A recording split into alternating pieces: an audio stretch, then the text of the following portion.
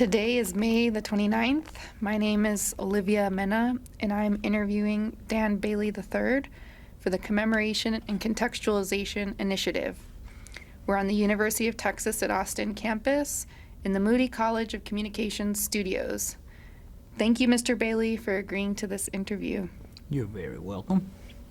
This interview is being recorded, and the unedited copy will be housed in the UT libraries. Please know that if there is anything that you do not wish to discuss, I will honor your wishes.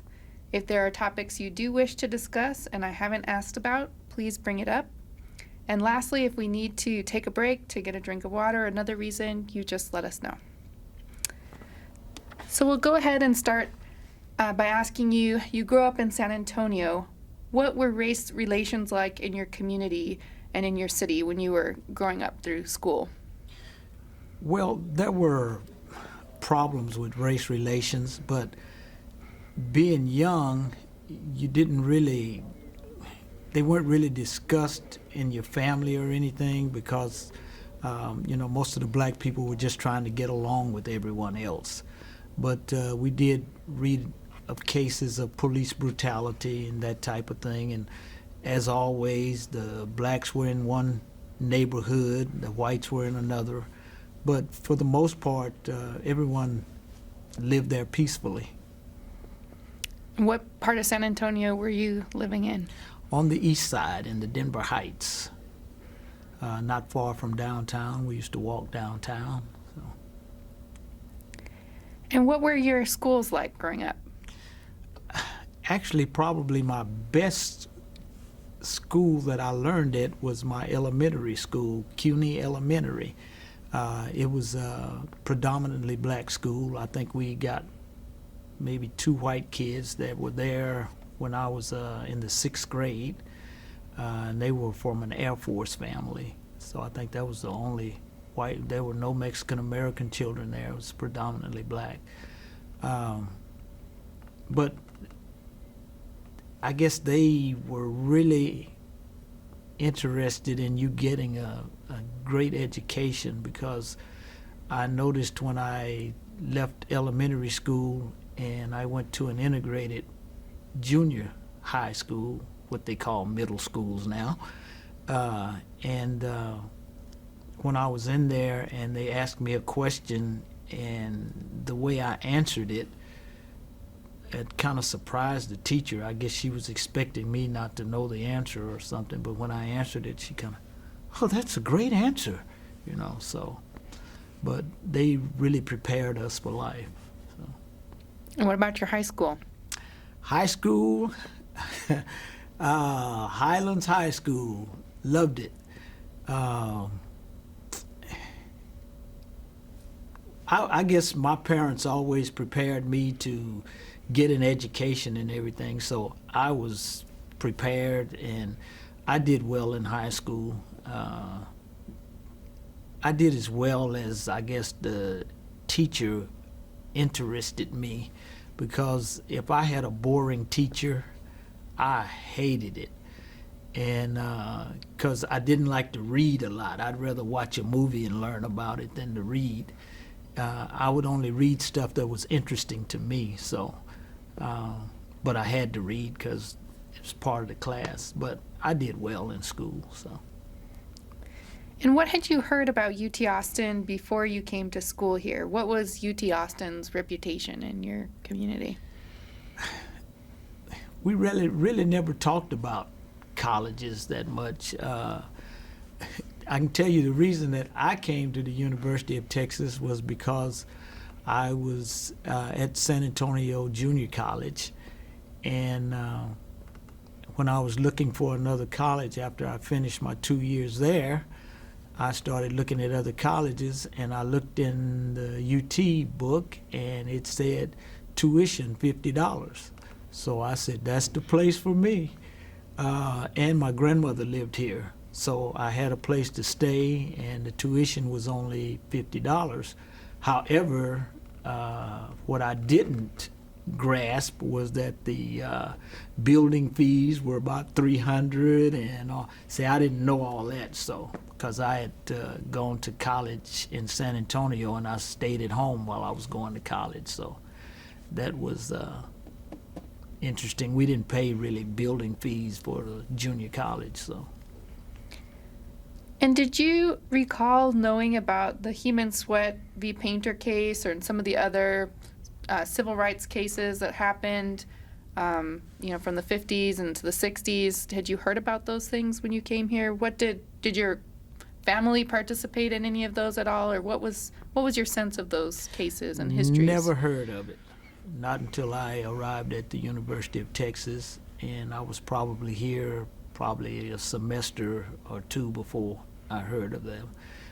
We had marches in San Antonio for being able to integrate stores and businesses, but overall, I'd never really heard of the Heman Sweat case. And did your family participate in those civil rights case marches and things like that in San Antonio? Mm-mm. No? And what did your family say about civil rights, or what were those conversations like at home with your parents? Did you talk about those things? We just mostly looked at it on the news and were disgusted by it. People putting dogs on people and spraying them with hoses, that type of thing. But we never really had those things happen in San Antonio. Most of the cases were like individual cases. It never was that they attacked a group of people, but we didn't have that many civil rights marches in San Antonio.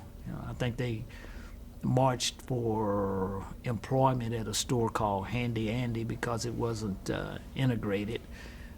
So they wouldn't hire workers for doing the cash register. They wouldn't hire any Negro workers at that time to behind cash registers. So I think they protested about that, and so they had marches on the sidewalk and things. But they never really had any real big marches like you'd see in Alabama or those types of things.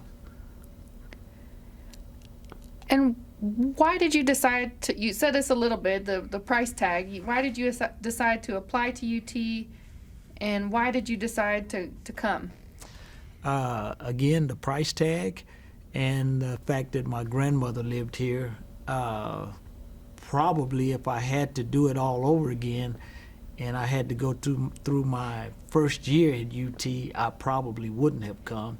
And it's not so much that I didn't like the place. It was that I didn't know anything about the professors and the teachers here, and so I didn't know who the good professors were as opposed to those that were boring, because I didn't like boring classes. And so I got about probably 2 or 3 boring professors my first semester here. So, but after that, it got better. So, but one thing I noticed when I came on campus, when I was registering for my classes, I counted more dogs on campus than I did black people. So that was kind of interesting, I might say. What did you expect when you were coming to UT, and how did that maybe differ from what the reality was when you got here? I guess because I went to integrated schools, it didn't really, I never really expected any difference in the racial aspect of it. I was kind of naive at that time and going to school with white kids and stuff. When they made comments about black people or anything like that, I guess I wasn't really disturbed by it because I knew who I was, you know. And so it's going to take more than you calling me a name to convince me that I'm something different, you know. So, but I guess at UT, I guess after I started congregating with the black people, and we were real close because I guess because there was so few of us. but we had a room that we congregated in, the black room. And so from that, we started seeing some of the civil rights issues at UT, and we started trying to get more black students here at UT, and we even had protests at the basketball games. We would go to the basketball games, and at that time, Larry Robinson and Jimmy Blacklock were on the team. And so Larry Robinson was a big scorer, and every time Larry Robinson would score a point, we would all stand up and start yelling, "More black students, more black students." So that was one of our ways of notifying the administration that we wanted more blacks here at UT in proportion to the overall population of Texas. And how did you guys organize? Give us a picture of what life was like in the black room. For the most part, we played dominoes and cards. But we had students on campus that were interested in administrative stuff, so they would come in and talk, and so we'd set up little meetings and stuff at certain times. But for the most part, everybody would see what we were doing, and they would just come and join in. So. And what do you think your professors' expectations were of you, and what made you think those were their expectations? Our classes were so large that me personally, I didn't even know that, other than me being black and in the class, I didn't even know that the professors knew me from any other student there, because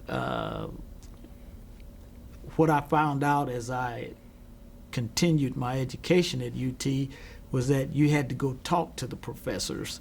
And so I would just sit there in class and take notes and read. And when I first came, I never had conversations with the professors or anything like that. But I found out when you started talking to them and they got to know you, they could actually help you more. So it wasn't until probably my senior year that I started talking to professors, and when I needed a class, I could go to them beforehand and say, "I need this class because I work in the evenings," and so they would let you in their class. They would make allowances for you and everything. So, but overall, I never had much interaction with a lot of professors until some of the black professors got here, and we started interacting with some of them. Do you remember some of those folks, or? Geneva Gay,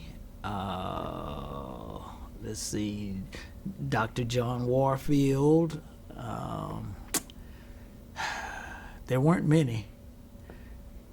There was one who they used to put all the black athletes in his class, so I guess that helped them maintain their grades so they could play sports. So, but I can't remember his name offhand. And when you would go into your class, were you frequently the only African American student in the class, or? Quite frequently. How did that feel? What was that like? Because I went to an integrated school beforehand, I mean, there were other black students in the classes when I went to high school and junior high, but I was used to being in that atmosphere, so it really didn't bother me. And the thing is, you don't sit in an assigned seat. So you didn't really get to meet people in the class unless they set up a group and said, "Okay, I want 5 people to work together," and that's how I finally started meeting some of the people.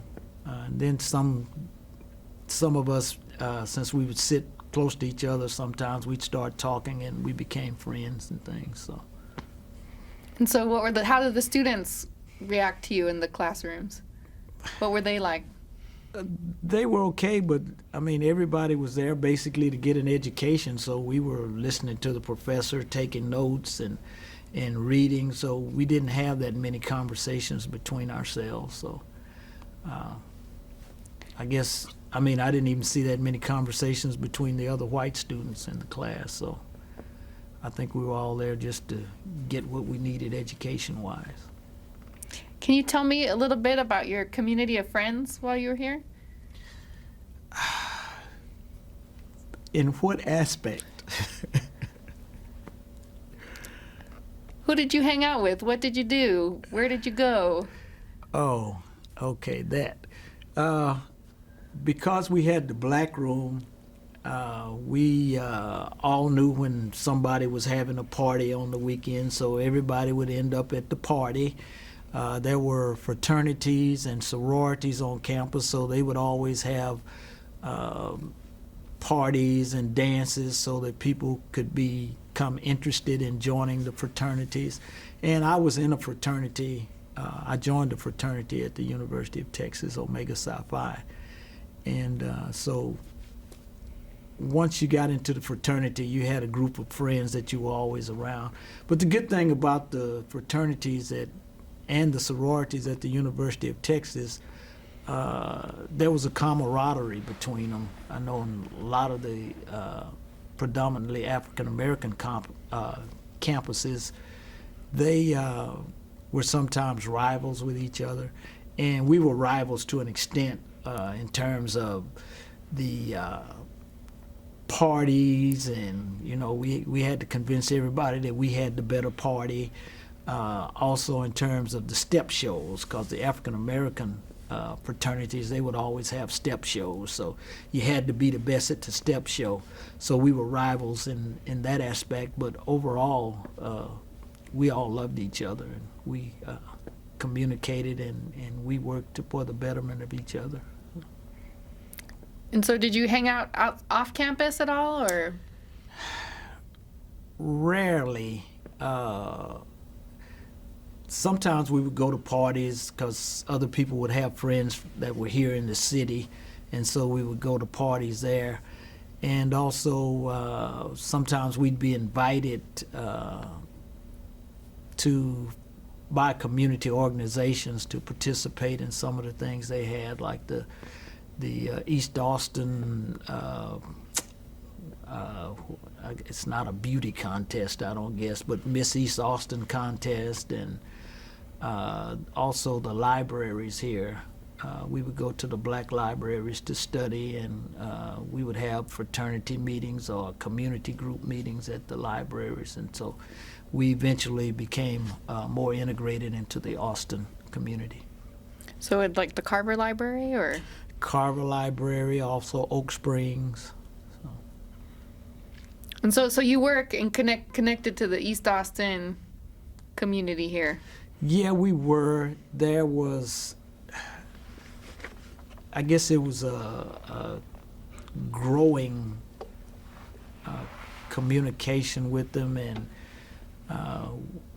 I guess because a lot of the people we meet came over to play basketball, like at the UT gym, so we would meet them there, and so we became friends. So that helped us know more people in the community.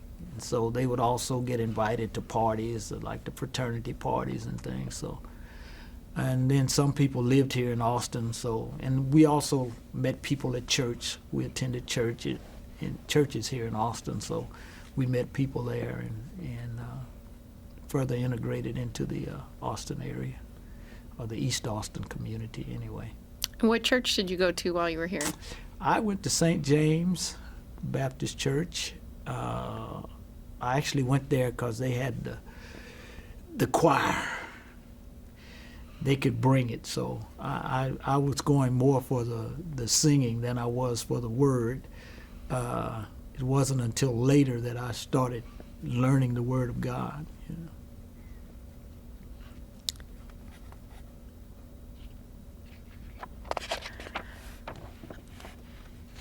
What were the spaces that you felt sort of most welcomed in, that felt most comfortable to you? You've mentioned a few, the Black Room, place in East Austin you go to. What were some of the others? Did you go to the Drag? Was the Drag a space that you could sort of inhabit and occupy at that point, or? Yeah, we went to the Drag, but it was more like if you wanted somewhere to go eat or something, you had to go to the Drag, or you could eat something on campus. But we hung out at the Co-op sometimes, but that's because we had to buy books there and things like that. So, I mean, we went up and down the Drag, but it wasn't really a place you would say we congregated. you know. We mostly congregated in the black room, or after a while, all the ladies started living in Jester. Quite a few of the ladies started living in Jester, so we hung out at the dorms, and we hung out at what's now Miss Durham's hall. We used to hang out there because that's where quite a few of the black ladies were. And then they started integrating the dormitories, so wherever the pretty girls were, that was a hanging place. So, Did you know Ms. Duran? yes, I did. As a matter of fact, I brought a picture of her.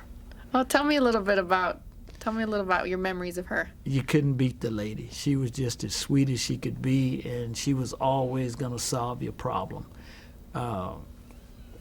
I rarely had any problems, but I just used to go hang out in her office every day because she was such a nice lady. But I mean, if a student didn't have money for a place to stay, she would work with somebody until she would get somebody else who was living in an apartment to let that person stay there for a while until they got situated. And anytime you had a problem, you could come to Miss Duran, and she was always going to help you. She was a true blessing to the black people on campus. Did you participate in school organizations and activities here at UT? I actually went out for the baseball team, and I played junior varsity baseball the first year I came here. So I did participate in that, and we would always play intramural sports, basketball and flag football. So we participated in that. After a while, when you had more of the white students that were interested in promoting civil rights and stuff, we started integrating with some of those groups too. I guess you would say we were integrating with them, but it was mostly for the point of going and making our demands known, and after that, you know, they would go where they go and we would go where we go. So when was that? Tell me a little bit more about that. I guess that was when we were trying to get more black students. Also in law school, we were trying to get more black students in law school, and they had the LSAT and all those, which we felt like really discriminated against black people because of the questions they asked. If you grew up in the white community, you were more familiar with the terms they used. We used different terms, so we may not have heard it expressed that way. So we thought that they should make arrangements to better, I guess, find out about the background of black students and their how their education was, as opposed to just basing it on some test that white people made up for white people. So, could you tell me a little bit about you did live with your grandmother the entire time you were at UT? No. Okay, so tell me about your living situation. I lived with my grandmother for about probably a couple of semesters, and then I got my own apartment. I got a job and got my own apartment. I used to work at Leon's shoe store on Congress, and I had so many different jobs. Taco Bell. So I was always working because I had to get that $50 tuition. But it was difficult for me at first because I would walk to the campus. She didn't really stay that far from the campus, and it would be well into the evenings when I'd come home because I'd be practicing baseball and stuff. And my grandmother didn't like to cook because she had always cooked for people. That was her job. So she didn't really like to cook. So I'd come home and she might have a pot of beans. Well, I needed some meat to go with that bean, so I'd end up cooking, and so it would be late before I'd really get settled and have time to study and stuff, and so I had problems adjusting just based on the timing factor and how much time I spent at school, and I'd come home and I'd be sleepy, and my grandmother lived by herself, so she tried to keep bills to a minimum. So I stayed in a back room in the den, and it would be cold back there. So I would get up under a blanket and I'd be trying to read, and next thing I knew I was asleep. So it took quite an adjustment, and it didn't help me improve my grades at any point when I was staying there. So, but I made it through, and she was nice enough to let me stay there. So I loved my grandmother. And then you moved to an apartment. Where was your apartment? It was on Red River Street, not too far away. It was a little bit farther than my grandmother's house, but they did have a shuttle bus. And back at that time, they didn't have a shuttle bus coming on the east side. So the black students had to get to campus the best way they could, basically, those that lived here in Austin. So they finally started one, but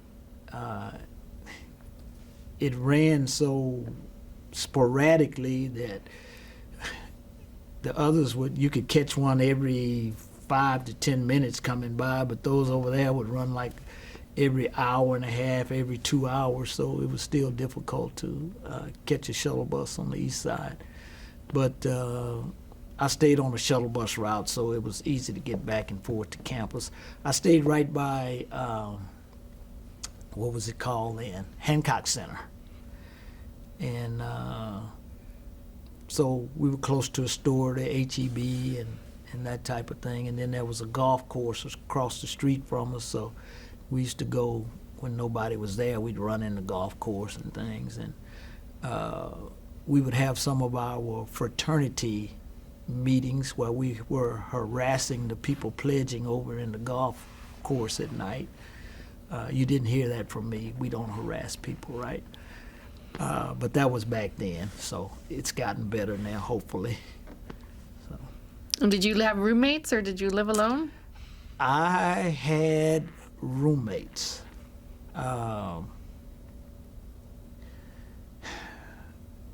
Roommates were okay depending on which roommate you had. But we pretty much got along because we were fraternity brothers and things. And then I moved out north, and I had a roommate there that was in my fraternity, and so were his brothers. He had 4 brothers. They were all fraternity brothers. And that was my favorite roommate. We had a blast. We partied every weekend. He was my favorite, Steve Taylor. We always had good times, and he had a car that would run part of the time, and part of the time we'd walk. But we didn't live on a shuttle bus route then, so we would have to walk down to the intramural field to catch a bus, which was a pretty good distance. And then once he got the car, that would at least get us to intramural field. It might not get us back. We might end up walking. It was a Firebird, and Steve named it Freddie Firebird. So we took Freddie Firebird everywhere. And I think when Steve entered the Navy, he tried to drive Freddie Firebird to Virginia, and it stopped on him on the highway somewhere, and that was the end of Freddie Firebird. I don't think he ever even went back to get the car. He just took the bus the rest of the way. So. And you said you were in the drama? Yeah, with the Afro-American Players. It was a drama group at the University of Texas. It was started by Freddie Gardner and Glodine Baker and Charles Pace.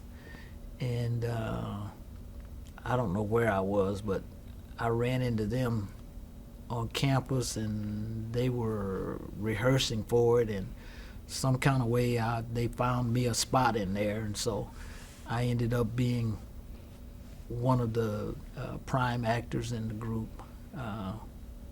We did several plays. We did the musical Pearly Victorious. Well, that musical was actually called Pearly. The play itself was called Pearly Victorious. We did The Ghetto Don't Cry, Scream. And we used to go to different schools here in Austin and perform at the different schools. We'd get invited. We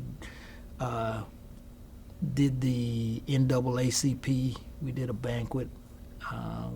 We used to travel all over the state. We went to Odessa College. We went to Fort Hood and performed at the Air Force bases.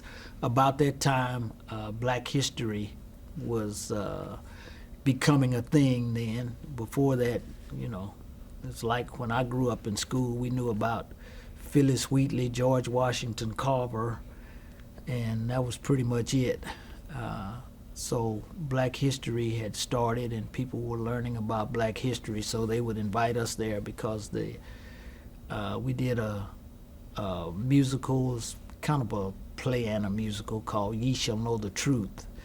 And so we went through some of the historical figures, and so we got invited to a lot of different schools and colleges to present that. Where would you all rehearse?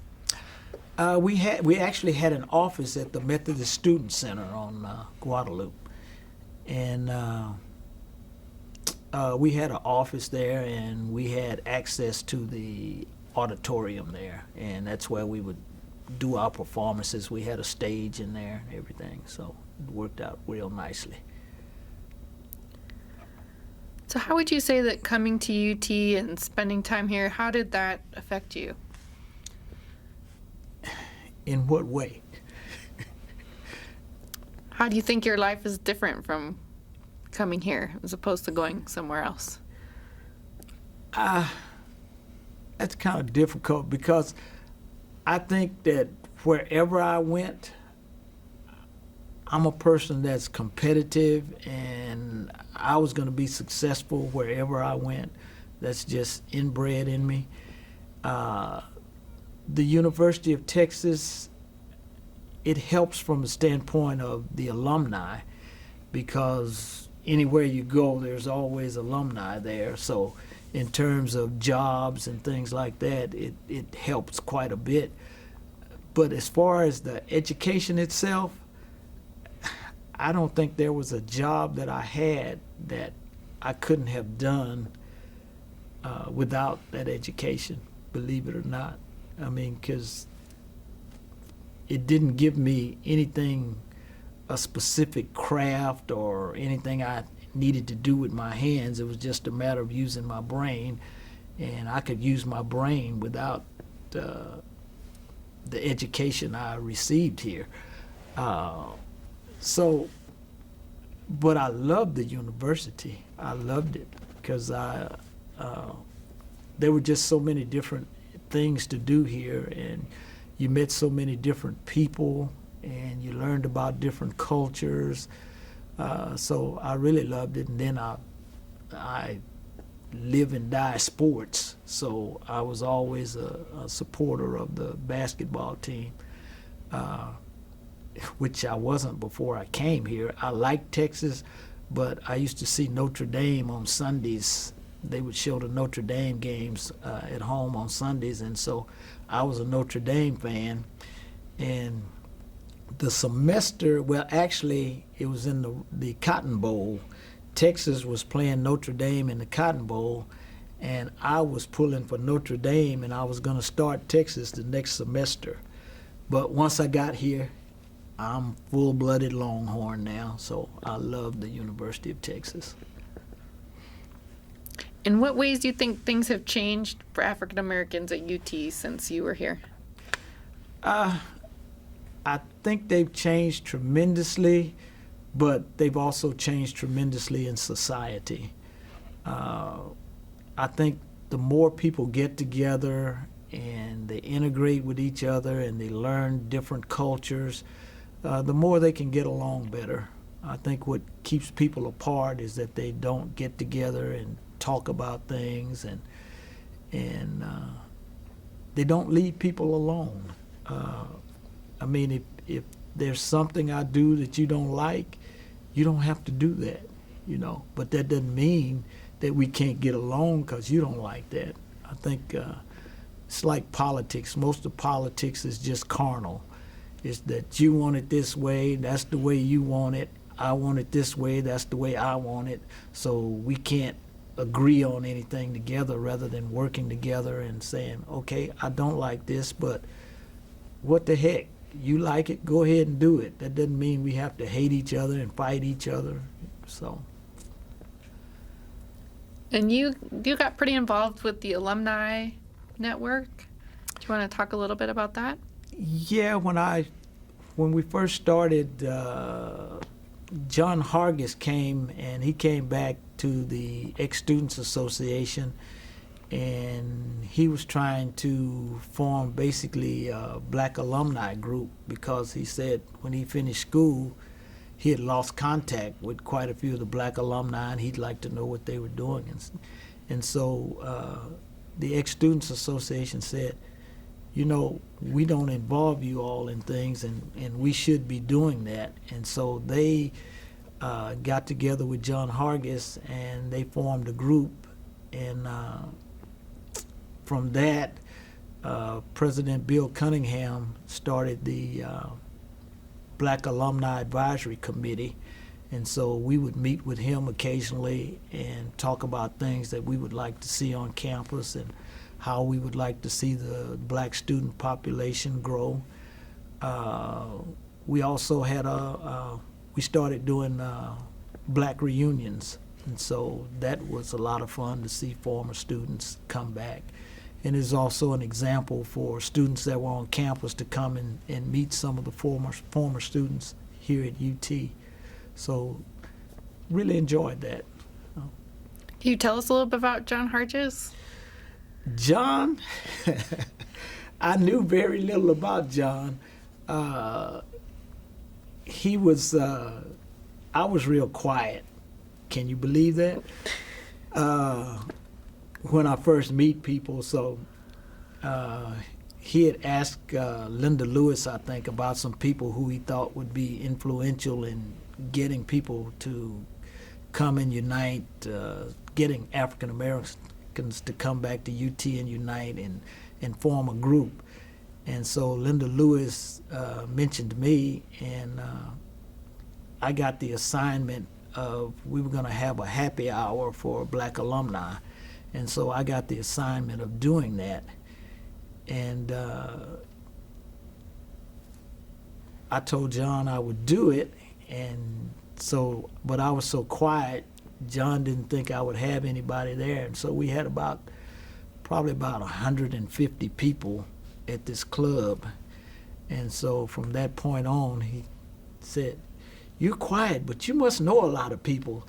So John, from that point, he's the one that went to Bill Cunningham. And so from that, he submitted my name as a person who would be good on the Black Alumni Advisory Committee. And John was real. I was happy to see them name a building after him, because he was real important as an initiator of getting some of the former black students on campus and involved in the UT administration and the UT alumni. So. Do you remember some of the initiatives and proposals you put forward? That I put forward? Well, that your collective group Okay. put forward? We started, I can't even remember what it was called now, but we started them going to the high schools to recruit. So we would, some of the members of the group would go, they would be, the Ex-Students Association would use them to go to the high schools, and then the administration started using some of them to go to high schools with them to help recruit black students. It's also how the neighborhood Longhorns from the ideas that we use, they formed to go out and start at the age where the kids were very young, and we could help them get started toward thinking about college, and especially thinking about the University of Texas, since we were trying to get more minority students. So we did that not only in the black high schools, but also in the Mexican American high schools and in the Valley down in South Texas. So. Thank you. I'm going to ask our student here if she has any questions she'd like to put forward. Just make them simple.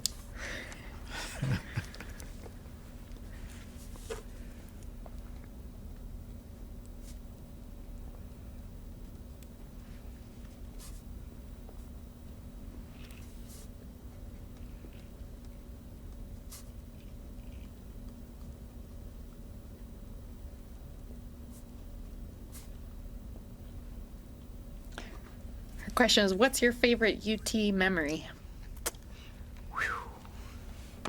My favorite UT memory. Wow.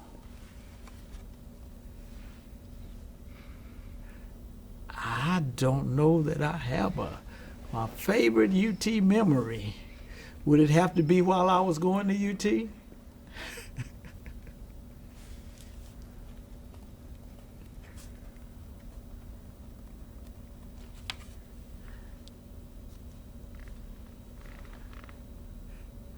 It could be after, but Oh, probably the national championship. When Vince Young won the national championship. My favorite UT memory. I don't know, that'd be difficult. I wasn't that excited about graduating. I guess it would probably have to be the camaraderie and the fellowship of the students here at UT. I guess especially the black students, because when I was here, we always helped each other, and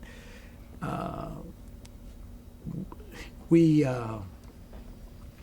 did things together. I mean, even when we were just playing dominoes, and you had a group that you could feel more comfortable with. And if you had issues, there was always somebody there that could kind of help you through them.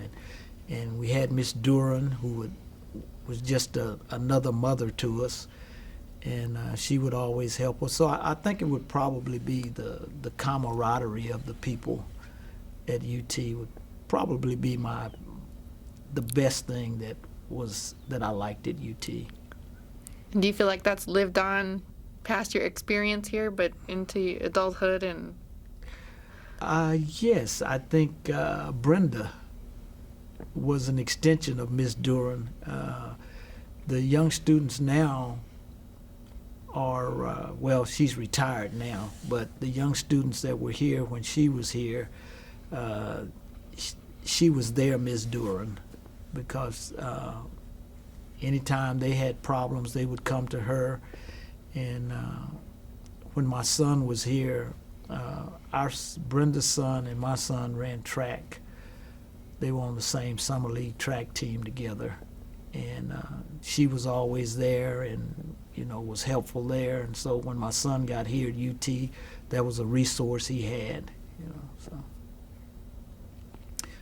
So now I don't know, because I don't know who's here now, and I don't know who's kind of taking Brenda's place, but I do know that it lived on after Ms. Duran. another question we have, what was graduation like? Did you go to graduation? I did not. Why not? I guess because it was in December, and so if I wasn't walking across the big stage, I was just glad to get my degree and move on. So I didn't. I've been to many since then, but I didn't go to mine. And did you meet your wife at UT? Yeah, well, no. I actually met my wife at Casual Corner in the mall. I was going to UT then, but she hadn't started. She was starting that summer. And I walked in Casual Corner, and I was with two friends, a guy and his girlfriend, and she was working in Casual Corner, and she walked up and said, she saw how good I was looking, and she walked up and said, "May I help you?" And they said, "No, we're just looking." I said, "Now wait a minute, she can help me." So that's the way I met my wife. So, yeah, that's the way I met my wife. Of course, she was dating another guy then, but I mean, what was she gonna do? Do you have any advice for current Black students? It would be the same advice that people have given us for years. You came here to get an education. Get it. Get your education. Doesn't matter what trials and tribulations you go to. The bottom line is get your education. And then help somebody else get their education. Work together. If there's somebody that's having a problem, a lot of times they don't feel like they want to go to a tutor because they think you think they're dumb. Do whatever you need to get your education. Also, don't stop there. You've got friends in high school and friends and cousins and Junebug in elementary school, so reach down and tell them to get their educations as well. We'll only advance if we help each other advance. Do you have anything else you'd like to talk about? I think I probably talked too much already. No, I don't have anything else. I'm good. I think we covered everything. I think we got most of anything else from your photos or your news clippings that you wanted to highlight or talk about. See, when I'm in here and in front of the camera, I can't think of things to talk about. I don't know. I think those pictures just show a lot of the fun that we had, even though we were here, even though there were racial connotations to things. We enjoyed ourselves while we were here on campus, and even though some of them feel like they were treated bad by teachers and things like that, it's amazing we still love the University of Texas, and we'd like to see it get better. And we're hoping that the legacy that we leave here will help it to become a better institution. I think that's a good place to end.